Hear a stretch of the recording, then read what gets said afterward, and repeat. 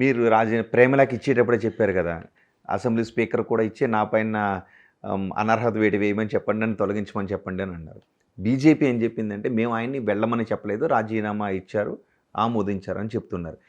So, ఇప్పుడు అదే గుర్తుపైన గెలిచి మీరు ఎమ్మెల్యేగా ఉండాలని అనుకుంటూ ఉన్నారు. కుదిరితే మళ్ళీ తిరిగి బీజేపీలోకి వెళ్ళాలని అనుకుంటున్నారు. సో, ఆ పిలుపు అటునుంచే రావాలని మీరు అనుకుంటున్నారు, రైట్? కేంద్రం నుంచి, మా కేంద్ర నాయకుల నుంచి. మీరైతే వెళ్ళి అడగరు. అదే నేను అడిగినా కదా, లేఖ రాసినా కదా, సార్ టైం ఇవ్వండి నేను కలవాలనుకుంటున్నా అని. ఇప్పుడు మళ్ళీ కలవాలనుకుంటున్నారు. మళ్ళా ఇప్పుడు ఎవరిని కలవాలనుకుంటున్నారు? మా వాళ్ళు ఉన్నారు కదా, హ్మ్. మాకు ఆశీర్వాదం ఇచ్చేవాళ్ళు కేంద్రంలో చాలా మంది ఉన్నారు, వాళ్ళకే లేఖ రాసిన. హ్మ్. వాళ్ళ ముందే చెప్తా, వాళ్ళ ముందు ఈ మొత్తం ఈ ఏమేమి జరిగింది అది మొత్తం పెడతా. పక్కా వాళ్ళు సాటిస్ఫై అవుతారని అనుకుంటున్నా. వాళ్ళు సాటిస్ఫై అయిన తర్వాతనే బీజేపీలో మళ్ళీ చేరిపోతాను.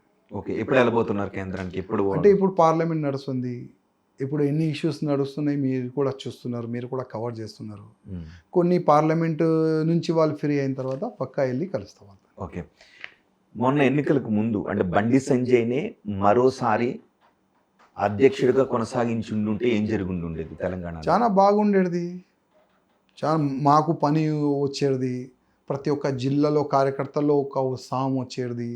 నెక్స్ట్ గవర్నమెంట్ పక్కా అనే కార్యకర్తలు కూడా చాలా ధైర్యంగా ముందుకు వెళ్ళేది. మంచి ఒక మూమెంట్ అయితే వచ్చేది 100% వస్తుంది. మళ్ళా అది మీరు 2 years కానీ 3 years కానీ తర్వాత చూస్తారు. మళ్ళా ఇప్పుడు బీజేపీ అధ్యక్షుడు ఎలాగో 2 years ఉంటారు. సో ఈ 2 years దాని 2 years తర్వాత ఒక ప్రెసిడెంట్ బీజేపీకి దొరుకుతుంది. అది బండి సంజయ్ గారి రూపంలో కూడా ఉండొచ్చు.